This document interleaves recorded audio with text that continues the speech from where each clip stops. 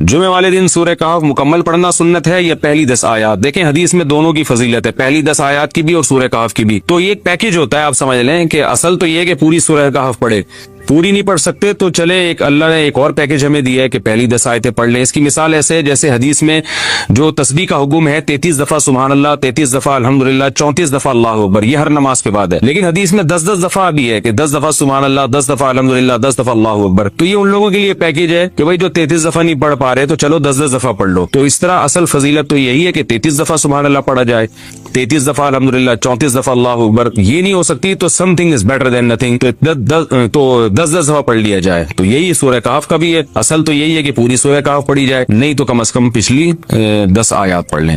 جمعے کی نماز فرض ہے یا واجب؟ جمعے کی نماز فرض ہے یا واجب؟ میں نے کتاب میں اسے فرض پڑھا تھا لیکن کئی لوگ اسے واجب بھی بتاتے ہیں، اس بارے میں تفصیل سے رہنمائی فرمائے صدام حسین راجستھان سے۔ دیکھیے جمعے کی نماز فرض ہے کیونکہ دلیل قطعی سے ثابت ہے، سورہ جمعہ میں قرآن مجید میں اللہ تعالیٰ کے ارشاد ہے اذا نودی للصلاۃ من یوم الجمعۃ فاسعوا الی ذکر اللہ، جب جمعے کے دن اللہ کی یاد کے لیے بلایا جائے تو اللہ کی یاد کی طرف دوڑو۔ تو یہ جو قرآن سے مضبوط دلیل ہے قطعی، تو جو قطعی دلیل سے جس چیز کا وجوب ثابت ہوتا ہے اس کو اصطلاح میں فرض کہا جاتا ہے، تو فرض ہے۔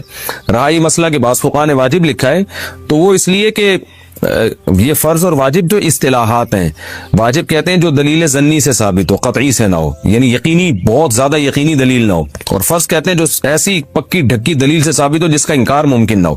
تو لیکن یہ ایک دوسرے کے معنی میں بھی استعمال ہوتے ہیں، بعض دفعہ فرض کو واجب کہہ دیا جاتا ہے، بعض دفعہ واجب کو فرض کہہ دیا جاتا ہے، تو بعض فقہاء نے فرض کو واجب کہہ دیا، بعض نے واجب کو فرض کہہ دیا، لیکن اگر اصطلاحات میں جائیں گے تو پھر فرض کہا جائے گا جمعے کی نماز کو۔ گاؤں کی مسجد میں جمعہ ادا کرنا، میں جس گاؤں میں رہتا ہوں وہاں مسجد ہے لیکن امام نہیں ہے، اذان 5 وقت کی ہوتی ہے، امام نہ ہونے کی وجہ سے یا باجماعت نماز نہیں ہوتی، ہر کوئی اپنی مرضی سے نماز پڑھتا ہے، وہاں صرف جمعے میں ایک مولوی صاحب نماز پڑھانے آتے ہیں، تو کیا وہاں جمعہ کی نماز ہو جائے گی یا نہیں؟ اور جمعہ پڑھنے جانا ہوگا جہاں 5 وقت کی باجماعت نماز ہوتی ہو۔ امداد علی نواب شاہ سے۔ دیکھیں گاؤں میں جمعہ نبی صلی اللہ علیہ وسلم سے ثابت نہیں ہے، جب نبی صلی اللہ علیہ وسلم مدینہ میں جمعہ پڑھاتے تھے تو گاؤں کے لوگ باری باری آیا کرتے تھے، ہمیں کہیں بھی نہیں ملتا کسی صحیح روایت سے کہ نبی صلی اللہ علیہ وسلم کے دور میں گاؤں یا دیہات میں جمعہ یا عید کی نماز ہوئی ہو۔ حضرت علی کا مشہور قول ہے کہ لا جمعہ ولا تشریق الا فی مصر جامع، کہ جمعہ اور تشریق جو ہے یہ صرف شہر میں ہی ہوگی۔ تو اس لیے جو چاروں ائمہ اس بارے میں متفق ہیں وہ یہ ہیں کہ جمعے کی نماز کے لیے ہر امام کے نزدیک کچھ نہ کچھ شرط ہے، کسی نے کہا کہ 40 افراد کی شرط، کسی نے کہا کہ بڑی بستی ہونی چاہیے۔ تو جو ہمارے نزدیک راجح قول ہے، جو قرآن و سنت سے ثابت شدہ قول ہے، یعنی نبی صلی اللہ علیہ وسلم کے دور میں کہیں بھی ہمیں یہ ملتا نہیں ہے کہ جمعے میں جو بالکل گاؤں میں جمعہ کی نماز پڑھائی گئی ہو۔ تو اگر جمعے کی نماز گاؤں دیہاتوں میں جائز ہوتی تو نبی صلی اللہ علیہ وسلم کے دور میں مدینہ کے گرد جو چھوٹی چھوٹی بستیاں تھیں وہاں جمعے کی نماز ہوتی کسی گاؤں میں۔ تو اس لیے شہر ہو یا قصبہ کبیرہ، بہت بڑا قصبہ ہو جو شہر جیسا ہوتا ہے۔ اچھا شہر کی ڈیفینیشن کیا ہے؟ عرف میں جس کو شہر سمجھا جائے، تو یعنی جس میں 2 رویا دکانیں ہوں، ہسپتال ہوں، تھانہ ہو، یہ تمام جو شہر کے لوازمات ہیں وہ جس جگہ پہ پائے جائیں گے اس کو شہر کہا جائے گا۔ جس جگہ یہ نہیں ہوں گے، وہ جو دور دراز علاقوں میں چند لوگوں کا ایک جتھا رہتا ہے، اس کو شہر نہیں کہتے۔ تو یہ عرف سے چینج بھی ہو سکتا ہے۔ تو اس لیے اگر آپ جس علاقے میں رہتے ہیں وہ واقعی گاؤں ہے، قصبہ کبیرہ بھی نہیں ہے، بڑی بستی بھی نہیں ہے اور شہر بھی نہیں ہے، تو پھر جمعے کی نماز وہاں پر درست نہیں ہے۔ اللہ تعالیٰ نے قرآن مجید میں حکم دیا یا ایھا الذین آمنوا ادخلوا فی السلم کافہ، اے ایمان والو اسلام میں مکمل داخل ہو جاؤ۔ یہ آیت میں تقریباً ہر بیان میں پڑھتا ہوں کیونکہ مسلمان کے ساتھ مسئلہ یہ ہے کہ وہ اسلام میں ہے لیکن اسلام میں مکمل نہیں ہے۔ مکمل یا تو نماز میں سستی کرے گا، زکوٰۃ میں صدقات و خیرات میں سستی کرے گا، یا صلہ رحمی میں رشتہ داری جوڑنے میں سستی، یا مالی لین دین میں گڑبڑ، اور کچھ نہیں تو ویسے ہی سست ہوگا، ویسے ہی سست۔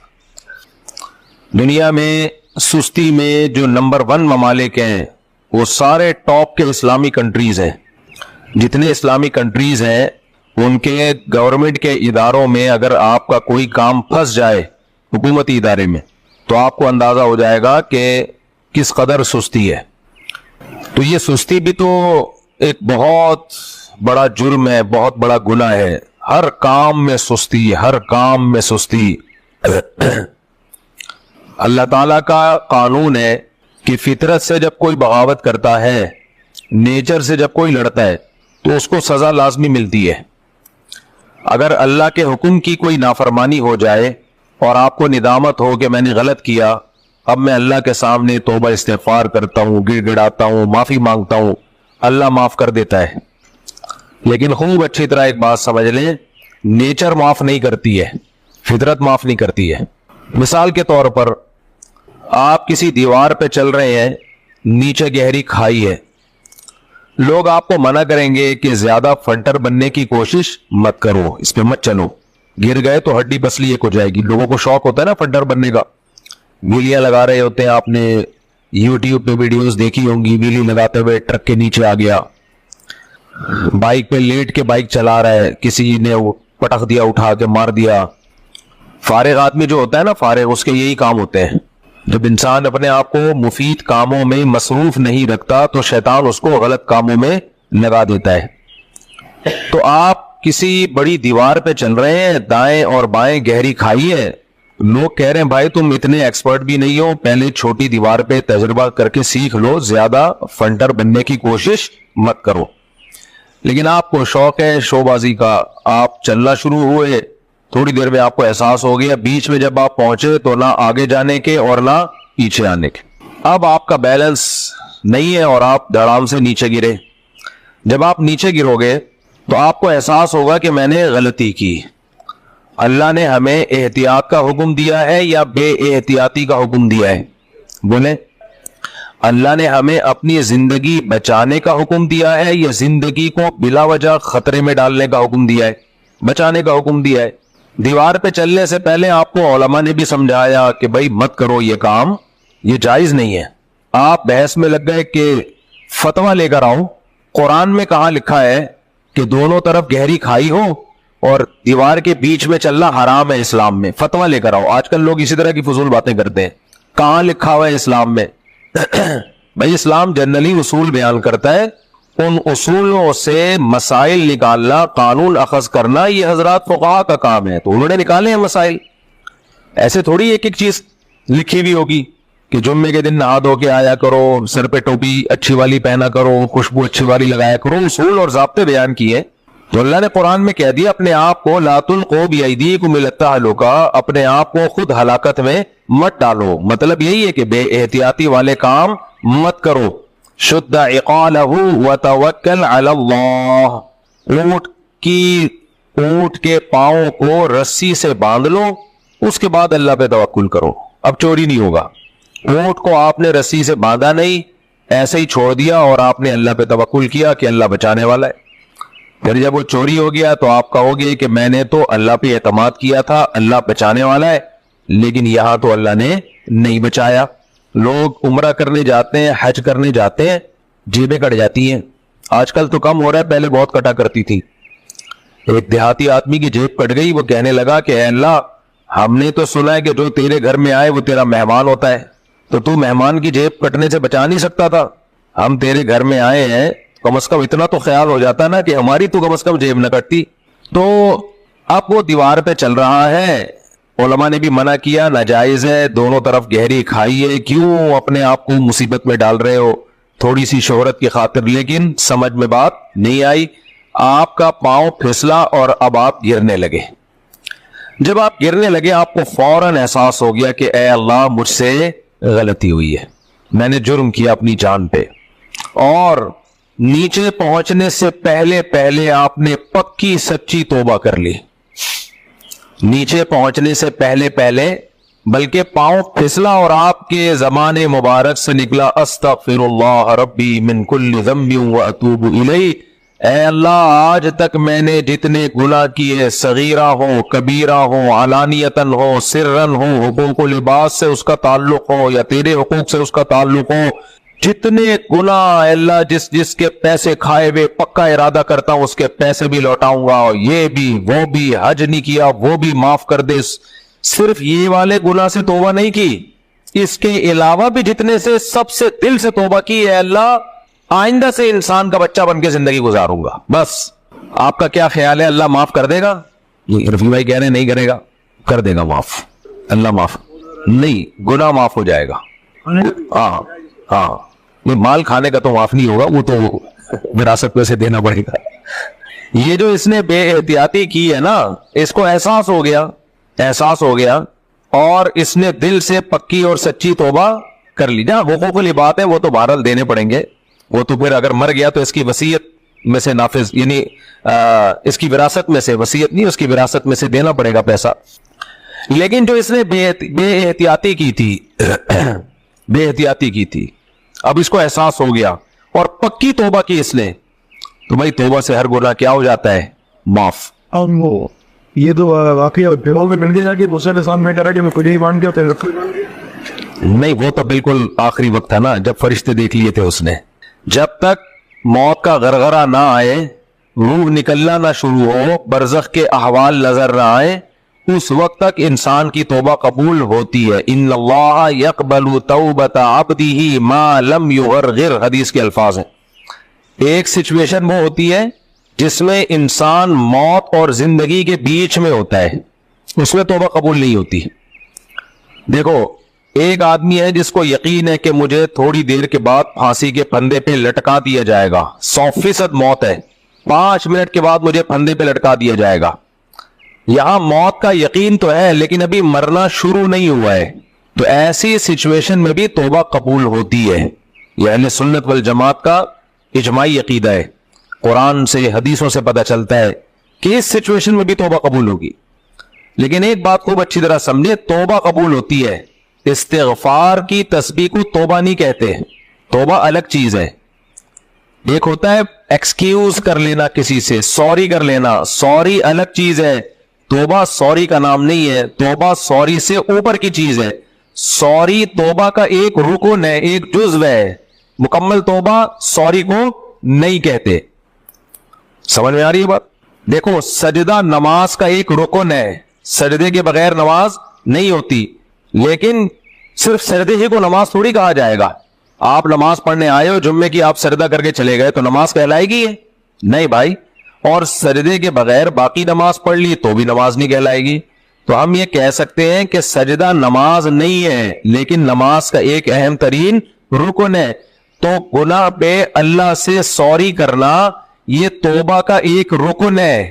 سوری کو ہم استغفار کہہ سکتے ہیں کہ اللہ سے معافی مانگ رہے ہیں, استغفر اللہ ربی من کل ذنب واتوب الیہ, اے اللہ جو گناہ مجھ سے ہوا میں تجھ سے اس پہ معافی مانگتا ہوں. اسی کو تو سوری کہتے ہیں نا, ایکسکیوز کر لیا اللہ سے.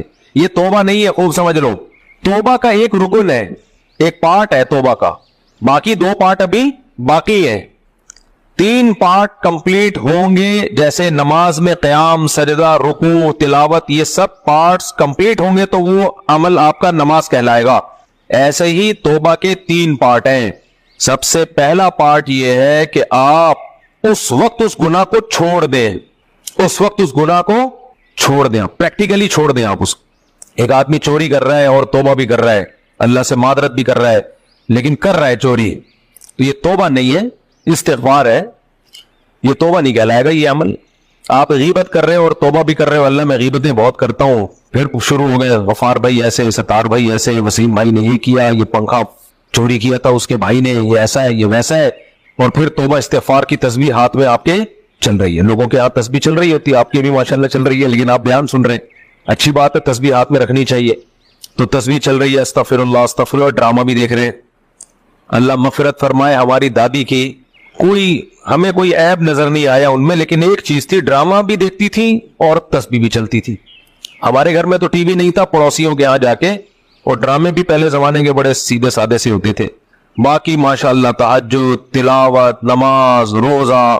یار ایک بات ہے, میں نے اپنی دادی سے بہت کچھ سیکھا ہے, آج سیکھ رہا ہوں میں ان سے. آپ حیران ہو گئے, مفتی صاحب کی دادی کو گئے ہوئے 30 سال ہو گئے اور آج سیکھ رہے ہیں اس سے. میں جب انگریزوں کی دادیوں کو دیکھتا ہوں نا, او ہو, پھر کمپیئر کرتا ہوں اپنی دادی سے, ہائے ہائے ہائے ہائے ہائے, خدا کی قسم ہمارا بڑا حسین معاشرہ ہے. گوروں پہ مت مرو, مت مرو یورپ امریکہ پہ. یہ خزاں ہے جو بانداز بہار آئی ہے، رنگ رلیوں پہ زمانے کی نہ جانا ہے دل، یہ خزاں ہے جو بانداز بہار آئی ہے، کافر میں کوئی خیر نہیں ہے، خدا کی قسم کوئی خیر نہیں ہے، سب بکواس ہے، ڈرامے بازی ہے۔ ابھی ایک صاحب یورپ میں کلپ بنا، موضوع سے ہٹ رہا ہوں لیکن کیا کروں یار، دادی کا تذکرہ آیا تو دادی کو دوسروں کی دادیوں سے کمپیئر کر کے پتا چلے گا نا، ہماری دادی کا پلڑا بہت بھاری تھا، خدا کی قسم بہت بھاری تھا، نہ کوئی ایجوکیشن تھی، نہ ڈاکٹر تھی، نہ سائنٹسٹ تھی، پھر بھی کامیاب لائف گزاری، نہ پیسہ تھا جیب میں، پھر بھی پاکیزہ زندگی، با اخلاق زندگی، طہارت والی زندگی، اور ایک انتہائی کامیاب زندگی۔ انگریزوں کی بڈیاں سائنٹسٹ بھی ہوتی ہیں، ہائے ہائے ہائے، لیکچرار بھی ہوتی ہیں، پھر بھی چڈیاں پہن کے بڑھاپے میں گھوم رہی ہوتی ہیں، کوئی ہمیں دیکھ لے۔ دو دادیوں کو سامنے رکھا کرو، اپنے گھر میں جاؤ آج اپنی دادی کو، اب تو دادیاں مارکیٹ سے شارٹ اس لیے ہو رہی ہے کہ شادیاں دیر سے ہوتی ہیں نا، تو دادی بننے سے پہلے ہی فوت ہو جاتی ہے عورت۔ یہ بھی ایک عذاب ہے ہماری سوسائٹی میں، کہ تم لوگ بھی نہیں سدھرو گے، میں بھی نہیں سدھروں گا، یہ ذہن میں رکھنا، میں بھی اس ٹاپک پہ بولتا رہوں گا۔ بچیوں کی شادیاں جلدی کر دیا کرو، دادیاں نانیاں بھی بننا ہے انہیں بڑھاپے میں، پوتے نواسوں کی لذتیں بھی دیکھنی ہے انہوں نے، خود بھی جلدی کیا کرو تاکہ دادے نانے کا بن کے انجوائے کرو لائف کو۔ تو ان کی بڈیاں دیکھ لو، بڈیاں 80 سال کی بڈی بریزر اور چٹی میں بیٹھی ہوئی ہوگی ساحل سمندر پہ، لائف کو کیا کر رہی ہے؟ انجوائے۔ آپ تو وہی سے آئے ہوئے، آپ کو دیکھا ہوگا یار، یہ کوئی زندگی ہے یار، اس کے فضائل ہمیں بتاتے ہو۔ اس سے تو ہماری وہ دادی جو جس کا پوتا ڈھکن لیس گٹر پہ بیٹھ کے آتا ہے وہ زیادہ اچھا ہے۔ ابھی یورپ سے کسی نے کلپ بنا کے بھیجا کہ یہ اولڈ ہاؤس کا جو تصور ہے یورپ میں، یہ اتنا گندا نہیں ہے جیسے مسلمانوں نے سمجھ لیا ہے۔ آج کل نا کچھ لوگ وہاں جب جاتے ہیں تو ایک پہلو ان کے سامنے ہوتا ہے اس سوسائٹی کا، ایک پہلو، سڑکیں صاف، لوڈ شیڈنگ نہیں ہے، علاج کی سہولت ہے، یہ اس سوسائٹی کی خوبی نہیں ہے بھائی، یہ ایک سسٹم کی خوبی ہے، یہ حکومت اور پیسہ ہے۔ جب پیسہ ہوتا ہے تو سب کچھ کیا ہوتا ہے؟ سیٹ ہو جاتا ہے۔ شاعر نے شعر کہا ہے نا، خدا جب حسن دیتا ہے نزاکت آ ہی جاتی ہے، قدم گن گن کے رکھتے ہیں کمر بل کھا ہی جاتی ہے۔ جب جیب میں پیسہ ہوتا ہے نا تو چہرے پہ ایک رونق سی ہوتی ہے، تو جن قوموں کے جیب میں پیسہ ہے تو ان کے چہروں پہ بھی رونقیں ہیں، ظاہر ہے ڈیولپمنٹ ہے ٹھیک ٹھاک، اور وہ پیسہ بھی ہمارا ہی ہے بھائی، ہمارا ہی ہے۔ یہ ہندوستان سے سارا جو خرید کے لے گئے تھے یہ لوگ، عالمگیر بادشاہ رحمت اللہ علیہ کے دور میں حکومت کے جو ایسٹس تھے نا، ایک دفعہ ان کو شمار کرنے لگے ہندوستان کی دولت، جس میں برما بھی تھا، بنگلہ دیش بھی تھا، پاکستان بھی تھا، ہندوستان بھی تھا۔ تو عالمگیر رحمت اللہ علیہ نے یہ کام لگایا کہ حکومت کے پاس ایسٹس کتنے ہیں، سونے کے ایسٹس، خزانے، اشرفیاں۔ آپ کو پتا ہے جب سرکاری سطح پہ اکاؤنٹنگ کا کام ہوتا ہے تو وہ بہت بڑے پیمانے پر ہوتا ہے۔ جب اکاؤنٹنگ شروع کی گئی ہے تو حکومت عاجز آ گئی تھی، اتنی دولت تھی، یہ کام روکنا پڑا۔ جو اشرفیاں تھی نا، سونے کے سکے، وہ کاؤنٹ نہیں کر پائے تھے۔ یہ سارا مال کہاں گیا ہے؟ یورپ گیا ہے، تجارت سے نہیں، غاصبانہ قبضہ کر کے۔ اور یہ ہمیں کہتے ہیں اسلام تلوار سے پھیلا ہے۔ بھائی صاحب تمہارے جو بلڈنگیں بنی ہے نا، یہ بموں سے بنی ہے، ہمارا خون چوسا ہے جس سے یہ سب کچھ تم نے ڈیولپمنٹ کا کام کیا ہے سارا۔ سمجھتا نہیں ہے بات کو، جب نہیں پڑھے گا رات کو تو نہیں سمجھے گا بات کو۔ تو ہمارے جو دیسی لبرل ہے نا، یہ بہت خطرناک ہوتا ہے۔ اچھا، انگریز کو آپ اپنی سوسائٹی کی خوبی دکھاؤ، فوراً مان جائے گا، فوراً یقین کر لے گا، یار بڑا زبردست تمہارا ایک سسٹم ہے۔ ہمارے استاذ یو کے گئے، ایک انگریز کے گھر گئے تو دیکھا، میرے جو پیر و مرشد ہے نا، ان کا لندن کا سفر ہو چکا ہے، ایک انگریز کے گھر میں گئے تو انگریز اکیلا تھا اور گھر میں 4 بڑے بڑے کتے، ہماری 4 بیویوں پہ اعتراض ہوتا ہے ان لوگوں کو، اور آپ کے 4 کتوں پہ ہم اعتراض نہ کریں یار، کیا بات کر رہے ہو یار۔ ہم پہ یہ طنز کرتے ہیں، یہ مولویوں کو دیکھو 4 بیویاں، 4 بیویاں، شادیاں، بچے، تم 4 کتے لے کے گھوم رہے ہو یار، یہ انسانیت ہے؟ یہ کتا پن ہے، یہ تو کتا پن ہے۔ تو وہ کہتے ہیں میں جب اس گورے کے گھر میں گیا تو ٹوٹل کتنے کتے تھے، اور انتہائی بدبو، کتوں کی جو لید ہے نا وہ بہت بدبودار ہوتی ہے۔ خیر کہتے ہیں میں نے گپ شپ لگانا شروع کی، ہیلو ہاں جانسن نینسل ہاں doing you do British fish style in کا۔ ہم لوگ تو وہ اسٹائل بنا کے دیسی لوگ ہیں نا، غریب لوگ ہیں، ہمارا تو یہ ہوگا وسیم بھائی کیا کر رہے ہو، ستار بھائی، جمشید تم پھر بغیر نہ آئے آ گئے، ٹھیک ہے نا، ہمارا تو یہ اسٹائل ہوگا۔ ان کا اسٹائل بھی کیا ہے، چینج۔ خیر کہتے ہیں گورے سے میری گپ شپ شروع ہوئی. یہ بات ہے 92-93 کی. تو کہتے ہیں گورے سے میری گپ شپ شروع ہوئی. تو پھر گورے نے خود اسلام کی تعریف کی. کہتے ہیں یہاں جو لندن میں جو مسلمان فیملیاں رہتی ہیں, مجھے ان کی ایک چیز بہت پسند ہے. ہمارے استاذ نے پوچھا کیا پسند؟ کہتے ہیں یار کبھی پاکستان سے کسی کی پھپھو آ رہی ہے, اسے ریسیو کرنے جا رہے ہیں, کبھی کسی کا چچا آ رہا ہے, اس کو ریسیو کرنے جا رہے ہیں, کبھی کسی کا ماموں آ رہا ہے, اس کی دعوت ہو رہی ہے. ہم لوگ کے یہاں نہ چچا رہا نہ پھپھو رہی, نہ حالانکہ پھپھو بہت فسادی ہوتی ہے, اس کے باوجود کیا ہوتی ہے؟ محبت ہوتی ہے پھپھو سے. جتنے گھروں میں لڑائیاں ہو رہی ہیں اس میں ہاتھ کس کا ہوتا ہے؟ پھپھو کا ہوتا ہے. آپ کو نہیں, پھپھو تو بڑا پیارا رشتہ ہے, آپ کے لیے پیارا رشتہ ہے, آپ کی اماں کے لیے اس سے خطرناک رشتہ اس کائنات میں پیدا ہوا نہیں ہے. آپ کی اماں اور آپ کی پھپھو ایسے جیسے فلسطینی اور اسرائیلی, یہ ایسے ہیں. خیر, تو اس نے کہا اتنا تم لوگوں کا ایک نظام ہے, محبتیں. آج میڈیکل سائنس اور جو سائیکولوجسٹ ہے وہ اس بات کا اعتراف کرتے ہیں کہ انسان کو سب سے زیادہ سکون کے لیے جو سب سے زیادہ جس چیز کی ضرورت ہے وہ ہے ریلیشن. وہ کیا ہے؟ اب وہ آرٹیفیشل ریلیشن, مصنوعی ریلیشن پہ زور دیتے ہیں. ان کے جو ماہر نفسیات ہیں نا انگریزوں کے, وہ بھی کہتے ہیں آپ کی مینٹلی ہیلتھ کے لیے, سکون کے لیے دولت سے زیادہ ویلیو کس چیز کی ہے؟ ریلیشن کی. کیونکہ انسان انڈیویجول لائف نہیں گزار سکتا. تو اب ان کے جب ریلیشن مارکیٹ سے شارٹ ہو گئے تو اب وہ آرٹیفیشل ریلیشن کیسے ہے؟ بلڈ ریلیشن نہیں ہے, آپ خود سے ریلیشن بنا رہے ہو. کہتے ہیں بھائی صدقہ خیرات کیا کرو تاکہ غریبوں سے آپ کا تعلق اچھا ہو. جمشید کو کبھی اپنے پیسوں پہ بھی چائے پلا دیا کرو تاکہ جمشید تمہارے ساتھ کلوز ہو جائے, کیونکہ وہاں رواج نہیں ہے اپنے خرچے پہ کسی کو چائے پلانے کا. تو کوئی جو نیڈی پیپل ہیں آپ جا کے ان کا تھوڑا سا مدد کر لیا کریں, اس سے ریلیشن کیا ہوگا آپ کا؟ مضبوط. اور بھائی صاحب سب سے پہلا ریلیشن ماں اور باپ کا ہوتا ہے. سمجھتے ہو یہ کس کا بنایا ہوا ہے؟ اماں ابا کے بغیر خوشیاں نہیں ہے. تبھی تو باپ ماں کے مرنے پر کیسا روتے ہیں, ایسا لگتا ہے گھر اجڑ گیا. ہم تو دادی کے مرنے پر اتنا روئے تھے, گھر اجڑ گیا بھائی, ریلیشن ختم. کیونکہ دادیوں کا پوتوں سے کیا ہوتا ہے؟ ریلیشن. بھائی بہنوں کا رشتہ. یہ تو اس پہ تو میں بہت دفعہ بولتا رہتا ہوں, میں زیادہ ڈیپ میں نہیں جاؤں گا. تو میں یہ کر رہا تھا ہمارے جو دیسی لبرل ہے نا, دیسی لبرل, یہ بڑی ڈینجر. انگریز کو آپ سمجھائیں سمجھ جائے گا فوراً, کیونکہ وہ سفید کاغذ کی طرح ہے. اس کو آپ اسلام کی بیوٹی سمجھائیں 2 منٹ میں سمجھ میں آئے گی. ہمارا جو دیسی لبرل ہے نا, جب یہ جاتا ہے وہاں تو جو اس کی آنکھیں کھلتی ہے نا, وہ آبشاریں دیکھ کے اور روڈ اور سڑکیں اور خوبصورتی دیکھ کے, تو وہ سمجھتا ہے سب کچھ یہی ہے. تو وہ اولڈ ہاؤس کے بھی فضائل بیان کرنا شروع کر دیتا ہے. ابھی ایک دیسی لبرل ہے, وہ آج کل بڑے فضائل بتا رہے ہیں کہ اولڈ ہاؤس کا وہ کانسیپٹ ہماری سوسائٹی میں نہیں ہے جو مسلمان بتاتے ہیں یا اسکالرز. اولڈ ہاؤس تو بڑے خوبصورت ہوتے ہیں, اور بوڑھے لوگ خود کہتے ہیں کہ ہمیں بیٹا اولڈ ہاؤس میں جمع کر دو, وہاں ہمیں پہنچا دو, وہاں ہماری کیئر گھر سے زیادہ ہوگی. وہاں ہم کیرم بورڈ کھیلیں گے, وہاں ہم سنوکر کھیلیں گے, وہاں ہم فلمیں دیکھیں گے, وہاں ہم سب بڈھے آپس میں بیٹھ کے اپنی جوانی کی داستانیں سنائیں گے. ایک بڈھا بڈھی بیٹھے ہوئے تھے, کھانا منگوایا, انہوں نے کھانا منگوایا تو پہلے بوڑھے نے کھایا, جب ختم کر لیا تو پھر آرڈر دیا گیا بڑھیا کے لیے منگوایا. تو ویٹر نے پوچھا کہ تم دونوں نے ایک ہی ٹائم پہ کیوں نہیں منگوایا؟ تو انہوں نے کہا پتیسی فارغ نہیں تھی, پہلے میں نے پتیسی لگا کے کھانا کھایا ہے, اب میں کھا چکا ہوں, تو یہ پتیسی کون یوز کرے گا؟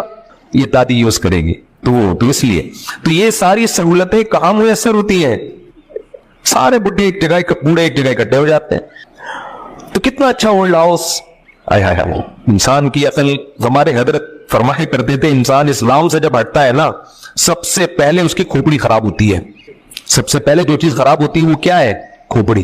صحیح اور غلط کا معیار, کرائٹیریا کیا ہے؟ اور بھائی بڈھے کو اولڈ ہاؤس کی ضرورت نہیں ہے, اس کو محبت کی ضرورت ہے, اس کی تنہائی دور کرنے والی اولاد کی ضرورت ہے. آپ اپنے بڈھے کو, بوڑھے باپ کو بھیج دیں برج خلیفہ, بولے ابا آپ وہاں انجوائے کرو لائف کو, وہی بھیج دیں. ابا آپ انڈا موڑ پہ آپ کا رہنا مناسب نہیں ہے, آپ یہ غریب ملک کے بجائے دبئی میں آپ کو بھیج رہا ہوں, آپ وہاں رہیں, وہاں آپ جیسے 5-6 بڈھے جمع ہوئے ہیں. ابا چلے جائے گا بڑھاپے میں, ابا امریکہ جانے کے لیے ایگری نہیں ہوتا بھائی, سمجھ رہے ہو؟ ابا چلا جائے گا وہاں. ابا بولے گا کم وقتوں میں نے تمہیں اس لیے پیدا کیا تھا کہ بڑھاپے میں مجھے دبئی بھیج دینا, تم یہاں رہنا, تم دفعہ ہو وہاں پہ, تم جاؤ وہاں پہ. تو اولڈ ہاؤس کے بھی ابھی فضائل جو ہے نا ہمارا لبرل طبقہ بیان کرنا شروع کرے گا, آپ دیکھیں. اور یہ جو ایک پہلو دکھایا کہ اولڈ ہاؤس میں اتنی کیئر ہو رہی ہے اتنا, یہ بھی ایسا نہیں ہے, یہ بھی پرائیویٹ اولڈ ہاؤس ہے جو ابا نے اپنے خرچے پہ ہائر کیے ہوئے ہیں. ورنہ جو حال وہاں اولڈ ہاؤس کا ہے وہ بھی اللہ کی پناہ ہے. بڈھے کو کوئی کسی اور کے بڈھے کو کیوں رکھے گا بھائی؟ ڈیوٹی سمجھ کے کسی کی خدمت کرنا اور محبت کی بیس پہ کرنے میں زمین اور آسمان کا فرق ہے. ڈیوٹی سمجھ کے خدمت ایئر ہوسٹس کرتی ہے, ٹائم دیکھ رہی ہوتی ہے کب فلائٹ زمین پہ اترے گی اور میری ڈیوٹی ختم ہوگی اور پھر پیسے لینے پہنچ جائے گی. اور محبت میں جو خدمت وہ ہوتی ہے جو سعودی عرب میں ایک کیس آیا تھا کہ ایک بیٹے نے کہا ماں میں اپنے پاس رکھوں گا بڑھاپے میں, دوسرے نے کہا ماں میرے پاس رہے گی. اتنا جھگڑا ہوا ہے نا دونوں بیٹوں کا, کورٹ میں کیس پہنچا ہے. یہ ڈیوٹی نہیں ہے, یہ کیا ہے؟ محبت. جس سے انسان کو محبت ہوتی ہے خرچ کرنے میں مزہ آتا ہے اس پہ. وہ کہتے ہیں یہ میری پراپرٹی ہے, میں رکھوں گا بوڑھی ماں اور بوڑھے باپ کو. یہ لڑائیاں مسلم سوسائٹی میں نظر آئیں گی, غیر مسلموں میں یہ لڑائیاں مارکیٹ سے شاپ. سعودی عرب میں بی بی سی کی رپورٹ تھی, ہے دو بھائیوں میں لڑائی ہوئی, کہہ رہا میں رکھوں گا ماں کو, کہہ رہا تیری ماں ہے کیا, میں رکھوں گا.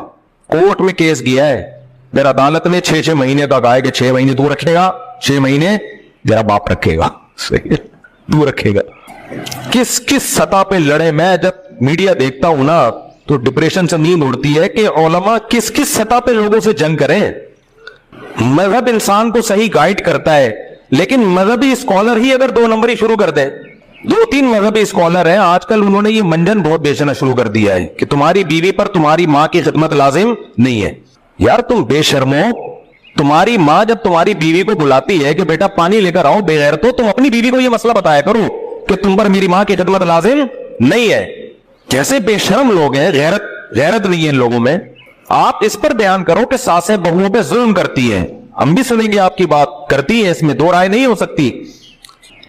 اس کو غلام بنا کے رکھتی ہے, غلط ہے, نہیں رکھنا چاہیے. لیکن آپ نے اتنا مبالغہ کر دیا عورت کے حقوق, فیمنسٹ عورتوں کو بھی پیچھے چھوڑ دیا آپ نے.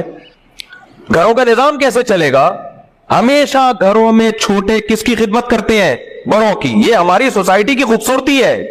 صحابہ میں بھی ایسا ہی ہوتا تھا. یہ کہتے ہیں صحابہ میں اس کی کوئی مثال نہیں ملتی. جابر بن عبداللہ رضی اللہ تعالیٰ عنہ نے نکاح کیا ایک عمر یافتہ عورت سے, صحیح بخاری کی حدیث ہے. نبی صلی اللہ علیہ وسلم نے فرمایا کہ کنواری سے کیوں نہیں کی؟ حضرت جابر نے کیا فرمایا؟ میری چھوٹی چھوٹی بہنیں ہیں, میں اگر کسی کم عمر لڑکی سے شادی کروں گا تو میری بہنوں کو سنبھالے گی کیسے؟ وہ میری ماں نہیں ہے, میری بہنوں کو کون, وہ تو خود اس کو بھی مجھے سنبھالنا پڑے گا. تو میں نے ذرا میچور خاتون سے شادی کی ہے. اس سے پتہ چلتا ہے کہ نکاح کا ایک مقصد گھر سنبھالنا بھی ہوتا ہے. آپ حضرت جابر کو یہ بتاتے کہ آپ کی بیوی کا کام آپ کی بہنوں کو سنبھالنا نہیں ہے, ایک رکھ کے تھپڑ لگاتے وہ کہ تو اپنی سوسائٹی کو جا کے تباہ کر. ہمارا ایک خوبصورت گلشن ہے, خوبصورت بہار ہے, ریلیشن ہے. مرد کے دل میں جگہ ہی وہ عورت بناتی ہے جو عورت اس کے ماں باپ کی خدمت کرتی ہے. مرد کہتا ہے میری خدمت مت, اگر مرد کا بچہ ہوگا غیرت مند ہوگا, مجھے اگنور کر دے, میری ماں کو, ماں کا خیال کر. ہر آدمی اسکالر بن کے منجن بیچ رہا ہے. یہ ہمارے ملک میں بہت بڑی آفت ہے. جس کی جو فیلڈ رہی ہے نا وہ اسی میں آگے نکل رہا ہے. جب بھی کوئی ایسا اسکالر بیان کیا کرے نا کہ آپ کی بیوی پر آپ کی ماں کی خدمت لازم نہیں ہے, تو اس کو بول تو اپنے گھر میں اپنی بیوی کو سمجھا یہ باتیں. کتنی گھروں میں طلاقیں ہو گئی ہیں اس بیس پہ. چند اسکالرز کے یہ کلپ گئے ہیں, کتنے پھٹے ہوئے ہیں گھروں میں, بیگم صاحبہ بیٹھی ہوئی ہیں ہاتھ پہ ہاتھ رکھ کے, میرے ذمہ تمہاری ماں کی خدمت لازم نہیں ہے, میرے ذمہ تمہارے باپ کی خدمت لازم نہیں ہے. وہ کہتے تیرے ذمہ ہے کیا؟ بچے تو پیدا نہیں کر رہی ہے, ایک ہاتھ سے زیادہ وہ نہیں پیدا ہو رہا, تیرے ذمہ ہے کیا؟ پھر آپ کہہ سکتے ہو کہ بیٹا کرے نا ماں کی خدمت, یقیناً کرے. باہر کے کام کون سنبھالے گا بھائی؟ جب بیٹے کو موقع ملتا ہے, غیرت مند بیٹا بیوی کو پیچھے چھوڑ کے خود ماں کی خدمت کرتا ہے. میں کھلاؤں گا اس کو پانی, پلاؤں گا اس کو پانی, میں اس کے لیے چائے بناؤں گا. لیکن مرد کے ذمے اللہ نے کہاں کے کام رکھے ہیں؟ کم وقتوں تم تو ایک اکیڈمی میں بیٹھے ہوئے ہو, باہر جاتے نہیں ہو. مرد کو کمانے کے لیے باہر جانا پڑتا ہے, تم لوگوں کو کیوں خراب کر رہے ہو؟ جو سعودی عرب میں جاب کر رہا ہے, جو امریکہ میں جاب کر رہا ہے, جو ہم تو اسی کے قائل ہے کہ جہاں جاؤ سفر میں بیوی کو ساتھ لے کے جاؤ, لیکن ہر آدمی کے پاس اتنے وسائل نہیں ہوتے. اصل حکم تو یہی ہے کہ ساتھ ہونی چاہیے تمہاری, لیکن ہر آدمی اتنا افورڈ نہیں کر سکتا. صحابہ میں بھی ایسا نہیں تھا, سب نہیں لے کے جاتے تھے. جو غریب صحابہ تھے ان کی بیویاں گھروں میں رہا کرتی تھی, وہ کمانے کے لیے جاتے, جہاد کے لیے جاتے, بیویاں کہاں رہتی تھی؟ گھر میں رہتی تھی. ایسا سوسائٹی کا بیڑا غرق کر رہی ہے اسکالرز. مرد کے دل میں سب سے زیادہ قدر ہی اس عورت کی ہے جو اس کے ماں باپ کو, وہ شادی کرنے کا ایک بڑا مقصد ہی یہی ہوتا ہے بھائی. لڑکیوں کو باغی بنایا جا رہا ہے. آپ بھی کریں خدمت, لیکن باہر کے کام اللہ نے کس کے ذمہ لگائے ہیں؟ مرد کے ذمہ لگائے ہیں. ہاں یہ ضرور ہے کہ اس میں اعتدال ضروری ہے, اعتدال. گاؤں دیہاتوں میں ہم نے خود دیکھا ہے کہ عورت جو بہو ہے نا, اس کو ایسا کھینچ کے رکھتی ہے, نچوڑ دیتی ہے اس کو ظلم کر کے. 18 روٹیاں پکوائی جا رہی ہیں, زیادتی ہے, یہ ظلم ہے, یہ ظلم ہے بھائی. اعتدال ہونا چاہیے ہر چیز میں. اس کے سونے کا خیال کرو, یہ تھوڑی کہ جب چاہے اٹھا کے ٹھڈا مار کے اٹھا دیا, نہ کوئی سونے کی فکر, نہ کوئی اس کے آرام کا خیال ہے. لیکن جب گھر میں رہتے ہیں اکٹھے تو کاموں کو بانٹنا پڑتا ہے, سب کو مل جل کے کام کرنا پڑتا ہے. ہمارے ایک دوست کی شادی ہوئی تو وہ بیگم صاحبہ نے منع کر دیا صاف طور پہ, میرے ذمہ نہیں ہے. اب انہوں نے کہا کہ بھئی آپ یہ کام کر لو, آپ یہ کام کر لو, آپ بہن کھانا بنا دے گی, تم صرف روٹیاں بنا دو. ان کے بیگم نے کہا میرے ذمہ روٹیاں بنانا نہیں ہے. یہی اسکالرز کے سنے ہوئے تھے. اس نے کہا تیرے ذمہ صرف کھانا کھانا ہے. بالآخر ان میں طلاق ہوئی ہے. مرد نے کہا میرے کسی کام کی نہیں ہے بھائی, کھانے کے وقت آگے بیٹھ جاتی ہے, باقی سارے کام کون کر رہا ہے؟ جب گھروں میں رہو گے تو یہ سب کچھ کرنا پڑتا ہے. ہاں جہاں بھی ذرا سا ظلم کا خطرہ ہو بھائی, پھر بیوی کو یقینا الگ رکھو, پھر ہم بھی اس کے قائل ہیں, پھر ساتھ نہ رکھو. لیکن بعض دفعہ الگ, اکلوتا بیٹا کیسے الگ؟ بچے تو پیدا ہو ہی نہیں رہے, اکلوتے چل رہے ہیں مارکیٹ میں, وہ کہاں لے کے جائے گا الگ اس کو؟ میں ایسی عورتوں کا پتہ ہے کیا علاج کرتا ہوں؟ اکیلی ماں ہے, اکیلا باپ ہے, کوئی خدمت, یا تو آپ مالدار ہو, ٹھیک ڈیفینس کے لفٹن میں رہتے ہو, وہاں تو پھر کوئی کسی کی خدمت نہیں کرتا بھائی, وہاں تو سب ملازمین رکھتے ہیں, آپ کا لیونگ اسٹینڈرڈ بہت ہائی ہے. وہاں بعض گھروں میں ایسا ہوتا ہے کہ کوئی کام عورتیں نہیں کرتی ہیں. سعودی عرب میں رائل فیملی میں کیا خواتین تھوڑی گھروں میں پوچھا لگائیں گی؟ تو ایسا تھوڑی. تو بہت جو اپر لیول کے لوگ ہوتے ہیں, جو نارمل اس سے بڑے بھی ہوتے ہیں, ان میں تو کوئی بھی کام, آپ جوتا بھی خود نہیں پہنتے, نوکر آ کے آپ کو شوز پہنا ہے. میم صاحبہ صرف ان کا کام ہوتا ہے بیوٹی پارلر میں رہنا, کوئی کام نہیں ہے ان کا. آج یہ والا لپسٹک لگا کے دیکھو, نہیں یہ والا سمجھ میں نہیں آ رہی, امپورٹڈ لپسٹک دوسری لگا کے, بس وہ یہی ان کا. کوئی فارغ, پیسہ بہت ہے, لینڈ لارڈ ہے, وہاں ٹھیک ہے بھائی, وہاں تو کوئی کسی کی خدمت نہیں کرتا. خدمتیں کس سے کروائی جاتی ہیں؟ ملازمین سے. اتنے لینڈ لارڈ ہو, ٹھیک ہے بھائی, قرآن نے بھی کہا ہے عاشروہن بالمعروف, جو عرف چل رہا ہے اس کے حساب سے رہو. تو عرف اگر مالداروں کا یہ ہے کہ ان کے ملازم ہوتے ہیں, بلکہ فقہاء نے تو یہاں تک لکھا ہے کہ اگر بہت اونچے خاندان میں آپ نے شادی کی ہے تو بیوی کے لیے ملازم بھی آپ کو لے کے دینا پڑے گا, کیونکہ اس لڑکی نے کبھی خود کام نہیں کیا, ہمیشہ ملازمین سے کام کروائے. تو شوہر کے ذمہ کیا ہے؟ اس کو نوکر بھی ارینج کر کے دے. تو اتنے اوپر ہاتھ مارنے کی تمہیں ضرورت کیا ہے؟ غریبوں, اپنی اوقات میں رہو نا. ہم تو نارمل لوگوں کی بات کر رہے ہیں, جو نارمل متوسط گھرانے ہوتے ہیں. تو اس میں بھی ایسا نہیں ہے کہ ساس بولے بیٹا پانی دو تو بہو اٹھ ہی نہیں رہی ہے کہ ہم تو رائل فیملی سے. وہاں بھی اتنی خدمت تو وہاں بھی بنتی ہے, اتنی خدمت تو کوئی بھی بھولا کہہ دے نا آپ سے. دیکھو میں اگر آپ سے یہاں کہوں مجھے پیاس لگ رہی ہے پانی پلا دو, آپ کا مفتی صاحب ہم پر آپ کی خدمت لازم نہیں ہے. لازم نہ ہونے کا یہ مطلب کہ میں کورٹ میں کیس نہیں کر سکتا, یہ بات تو ٹھیک ہے بھائی, میں کچھ بھی نہیں کر سکتا, لیکن بے شرمی کی انتہا ہوگی کہ نہیں ہوگی یار. ایسے ہی میرے بھائی, ساس سسر اگر گھر میں بہو کو کہہ رہے ہیں بیٹا چائے بنا دو, ساس کہہ رہی بیٹا میرے پاؤں میں بہت تکلیف ہو رہی ہے, تھوڑا سا آج اتفاق سے دبا دو, دیکھو کیسا لگتا ہے. وہ کہ میری ذمہ لازم نہیں ہے. یہ بدتمیزی سکھائی جا رہی ہے, گھروں کو برباد کیا جا رہا ہے, اور کچھ بھی نہیں ہے. اور سب گھروں میں ساس بہویں پہ ظلم ہوتا بھی نہیں ہے. یہ جو کمنٹس میں بہویں لکھ رہی ہوتی ہیں نا, میری ساس ایسی, میری ساس ایسی, ان کی ساسیں ہوتی ہوں گی, اس کا مطلب یہ نہیں ہے کہ دنیا میں سب کی ساسیں خراب ہیں. ہم نے بہت سے گھروں کو ہنستا کھیلتا بستا دیکھا ہے. میں خود اپنی مثال دیتا ہوں, میری والدہ کا جو ریلیشن تھا اپنی بہوؤں سے بہت اچھا. ہمارے گھر میں جتنی ہماری بھابیاں وغیرہ تھی سب والدہ کے ساتھ رہنا چاہتے تھے سب لوگ.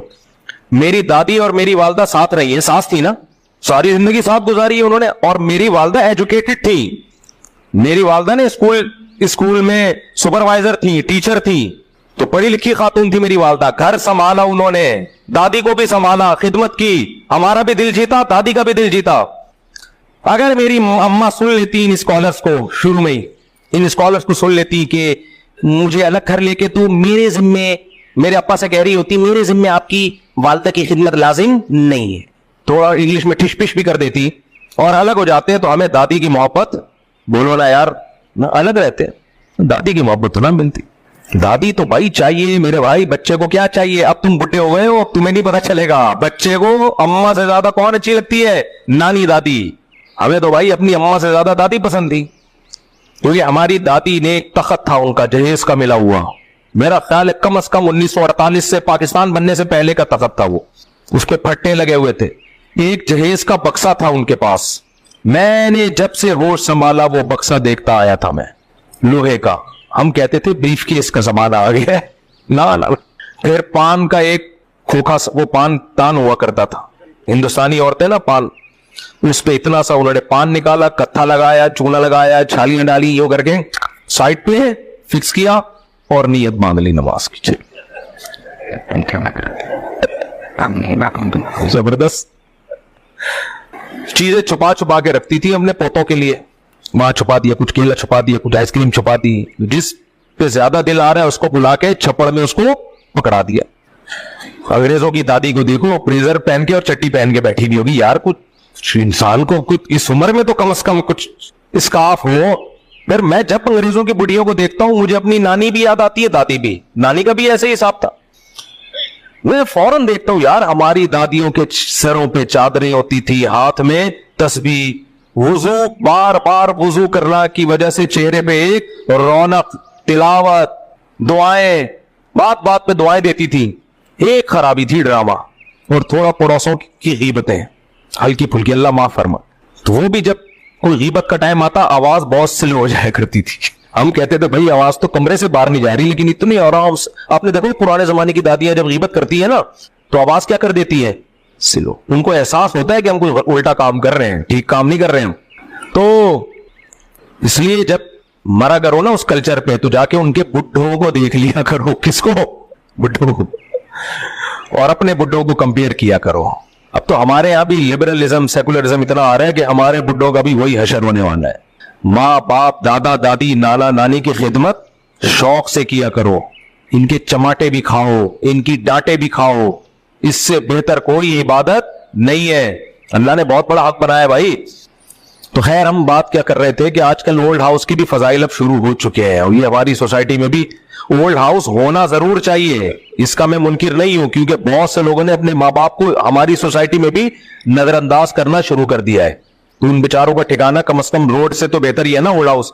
اور وہ جو بوڑھے وہاں کہہ دیتے ہیں نا کہ ہمیں بھیج دو اولڈ ہاؤس میں, یہ کمال نہیں ہے. ان کو پتا ہے کہ ہم نے اپنے ابا کو بھیجا تھا, ہماری اولاد کو گلٹی فیل کر رہی ہے ہمیں یہاں رکھ کے. ان کو پتا ہے کہ ہماری اولاد کمفرٹ زون میں نہیں ہے, تو اس لیے وہ خود ہی کہہ دیتے ہیں, غیرت مند بوڑھے ہوتے ہیں, ہمیں وہاں بھیج دے بھائی, تو وہاں کیرم بورڈ تو کھیلیں گے. تو کہاں سے کہاں چلے گئے ہم, کیا بات کر رہے تھے, کدھر کو آ گئے میرے بھائی. دیکھو اسلام سے زیادہ خوبصورت دنیا میں کوئی مذہب بولو نہیں ہے. ہم پہ تو اللہ کا خدا کی قسم سب سے بڑا احسان ہے, اللہ نے مسلم پیدا کر دیا, بہت بڑا اللہ نے احسان کر دیا ہم پہ, ہر چیز کا حل بتایا. ہاں میں یہ عرض کر رہا تھا کہ کئی محاذوں پہ ہمیں لڑنا پڑ رہا ہے. جو ایک سیلاب آ رہا ہے طوفان بدتمیزی کا, اس کے مقابلے میں ہم اسلام کو لے کر آتے ہیں, لیکن پھر مذہبی اسکالر اسلام کے جب غلط تشریح کرنا شروع کر دیتے ہیں, ان سے الگ لڑائی شروع ہو جاتی ہے ہماری. بھئی یہ غلط اسلام ہے, صحیح اسلام کیا ہے؟ صحیح اسلام ریلیشن پہ بلیو رکھتا ہے, محبت پہ یقین رکھتا ہے. آپ دیکھو اسلام میں محبت کی کتنی ویلیو ہے, اس سے آپ ایک مسئلے سے اندازہ لگاؤ کتنی ویلیو ہے. جوڑ پر اسلام کتنا یقین رکھتا ہے. مسئلہ یہ ہے کہ اگر میاں بیوی دونوں کافر تھے, دونوں کی شادی ہو گئی, تو اسلام اس شادی کو ایکسپٹ کر لیتا ہے. کیا خیال ہے بھائی, کرتا ہے کہ نہیں کرتا؟ بھائی ہندو کی شادی ہندو لڑکی سے ہوئی اور آگ کے گر 7 چکر لگائے, پنڈت جی نے پڑھ کے اس کا نکاح پڑھا دیا. میں جب انڈیا گیا تو سب سے پہلے میں پنڈت جی سے ملوں گا, یہ آپ پڑھتے کیا ہو؟ ہم تو پڑھتے یا ایھا الناس اتقوا ربکم, اے لوگوں اللہ سے ڈرو. اور اسے تم ایک جان آدم اور حوا سے پیدا کیا. ہم تو یہ پڑھتے ہیں سمجھ میں آ رہا ہے, وہ پتہ نہیں کیا پڑھ رہے تو مجھے ایسا لگتا ہے وہ کہہ رہے تھے بھاگ جائے انسان کا بچہ بن جائے, ابھی گھوڑے پہ بیٹھ کے بھاگ جائے, دفعہ ہو جائے یہاں سے, شاید یہ سمجھا رہے ہوتے ہیں اس کو, کسی کی سمجھ میں نہیں آتا. تو پنڈت جی سے میں ترجمہ پوچھوں گا یہ آپ پڑھتے کیا, کوئی اچھے کلمات ہی ہوں گے, اچھا مطلب ہی ہوگا کہ یہ ایک اچھا کام کر رہے ہو, پہلی دفعہ زندگی میں کوئی ڈھنگ کا تم نے کام کیا ہے. یا اس کو ڈانٹ رہے ہوتے ہوں گے انسان کے بچے, تم نے کیوں یہ کام کیا, بڑھاپے میں کیوں یہ کام, ہو سکتا ہے یہ ڈانٹ رہے ہو اس کو. کبھی انڈیا جانا ہوا تو میں پنڈت جی سے پوچھوں گا ترجمہ کر کے بتاؤ یار, اب ہندو کی شادی ہوئی ہندو لڑکی سے, آگ کے گرد 7 چکر لگائے اور ان کا نکاح ہو گیا, تو اسلام اس نکاح کو ایکسپٹ کر لیتا ہے, حالانکہ ان کے مذہب کے مطابق پڑھایا گیا. ایکسپٹ کرنے کا مطلب کیا, بچے ہو گئے, اسلام اس کو حلال بچہ کہے گا, سمجھ رہے, ثابت النسب کہے گا, ناجائز اولاد نہیں کہے گا, اور اس کے باپ کو باپ مانے گا. اگر وہ دونوں اسلام لے آتے ہیں تو ان کو دوبارہ نکاح پڑھنے کی بھی ضرورت نہیں ہے, بس وہی پرانا نکاح ان کا اسلام ایکسپٹ کر لیتا ہے. مسئلہ یہاں کھڑا ہوتا ہے کہ دونوں مسلمان نہیں ہوئے, دونوں میں سے ایک نے اسلام قبول کر لیا. ہندو لڑکی ہے, ہندو لڑکا ہے, دونوں میں سے ایک نے اسلام قبول کر لیا. اب کیا ہوگا, ظاہر ہے اب ان کا نکاح نہیں چل سکتا, کیونکہ ہندو اور مسلم کا نکاح نہیں ہو سکتا. اب بعض فقہا کہتے ہیں کہ چونکہ نہیں ہو سکتا, لہذا جیسے ہی ایک نے اسلام قبول کیا فوراً ان کے درمیان نکاح ختم. شوہر نے اسلام قبول کیا, بیوی آزاد ہے, عدت کے بعد جہاں چاہے نکاح کرے, عدت ان کا وہ جو بھی ان کے مذہب کے مطابق عدت ہے نہیں ہے. عورت نے اسلام قبول کیا, مرد جہاں چاہے, ہندو مرد ہے وہ جہاں چاہے, یعنی عورت جہاں چاہے نکاح کر لے عدت کے بعد. یہ بعض حضرات کی رائے, لیکن امام حنیفہ رحمہ اللہ کی رائے کیا ہے, حدیث دونوں طرف ہمیں ملتی ہے. امام حنیفہ نے ترجیح اس بات کو دی ہے کہ اگر ایک نے اسلام قبول کر لیا اور ہم یہ کہہ دیں کہ نکاح ٹوٹ گیا ہے, تو اس کا مطلب اسلام لانے کی وجہ سے ریلیشن ٹوٹا ہے, جبکہ اسلام ریلیشن جوڑتا ہے, توڑتا بولو نہیں ہے. یعنی اس کا تو مطلب یہ ہوگا کہ اسلام لانے سے نکاح ٹوٹ رہا ہے, بھائی یہ تو ریلیشن ختم ہو رہا ہے. اب دونوں کو چلنے بھی نہیں دے سکتے کیونکہ مسلم اور غیر مسلم جمع نہیں ہو سکتے. تو وہ کہتے ہیں کہ اگر شوہر اسلام لایا ہے تو شوہر کورٹ میں کیس کرے گا کہ میں اسلام لایا ہوں, کورٹ میری بیوی کو کہے کہ تم بھی اسلام لے کر آؤ تاکہ تمہارا نکاح برقرار رکھا جائے. بیوی پہ اسلام پیش کیا جائے گا, بیوی اسلام لے آئے, ٹھیک ہے, کوئی تجدید نکاح کی ضرورت نہیں ہے, پرانا والا نکاح باقی ہے. لیکن بیوی نے اسلام قبول کرنے سے انکار کر دیا تو کورٹ اس نکاح کو اس بیس پہ ختم کرے گی کہ اسلام کو ٹھکرا دیا ہے. اسلام کو ٹھکرانا رشتہ توڑنے کا سبب بن سکتا ہے, اسلام لانا رشتہ توڑنے کا سبب نہیں بن سکتا. کھوپڑی شریف میں سمجھ میں بات آ رہی ہے. لوگ مجھے کہتے ہیں کہ یار آپ کھوپڑی کہتے, اتنے پڑھے لکھے لوگ بیٹھے ہوئے ہوتے ہیں وہ مائنڈ کرتے ہیں, اس لیے میں شریف اسی وجہ سے تو لگاتا ہوں کھوپڑی کے ساتھ کہ جس نے مائنڈ کیا ہے شریف لگنے سے اس کا مائنڈ ٹھیک ہو جائے, کمفرٹ زون میں آ جائے. اسی طرح عورت نے اسلام قبول کیا اور مرد کافر ہے, غیر مسلم ہے, تو ایک دم نکاح نہیں ٹوٹے گا, نکاح باقی ہے. عورت کورٹ میں کیس کرے گی کہ میں نے اسلام قبول کر لیا, میرا شوہر نے اسلام قبول نہیں کیا ہے. کورٹ اس پہ اسلام کو پیش کرے, کورٹ اسلام پیش کرے گی, اس پہ کہے گی بھائی آپ کی بیوی مسلمان ہو چکی ہے, آپ بھی اسلام قبول کر لو تو ٹھیک ہے, جیسے زندگی گزار رہے تھے گزارتے رہو. اگر کہہ دیں نہیں ہے تو پھر کورٹ کہے گی آپ چونکہ اسلام کی دعوت کو ٹھکرا رہے ہو, تو ٹھکرانا سبب ہے نکاح کو ختم کرنے کا. تو جو مذہب میرے بھائی اتنا رشتے جوڑنے پر بلیو رکھتا ہو, وہ ایسی باتیں کہے گا کہ بہو ساس پانی منگوا رہی ہے, بہو کہ میرے ذمہ تمہاری خدمت لازم نہیں ہے, سسر کہہ رہا ہے بیٹا تھوڑا سا چائے بنا دو, آج سر میں درد ہو رہا ہے, انکل میرے ذمہ آپ کی خدمت لازم نہیں ہے. پھر یہ لوگ آگے بڑھ کے کہتے ہیں بیوی کے ذمہ شوہر کی خدمت بھی لازم نہیں ہے, یا اور آگے جاتے ہیں. ایک پروفیسر صاحب ہیں, انہوں نے تو حد ہی کر دی کہ بیوی کے ذمہ شوہر کی خدمت بھی لازم نہیں. اب شوہر گھر میں آیا, بیگم آج تم پراٹھا بنا دو, میرے ذمہ آپ کی خدمت لازم نہیں. پھر بیگم کہے گی واپسی پہ 6 انڈے لیتے ہوئے آنا, شوہر کہے گا میری ذمہ آپ کی خدمت لازم نہیں.